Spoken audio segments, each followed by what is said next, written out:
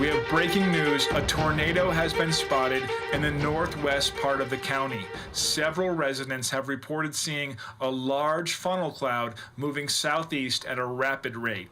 All residents who live east of County Line and west of the Pine River are urged to take cover in a basement or tornado shelter.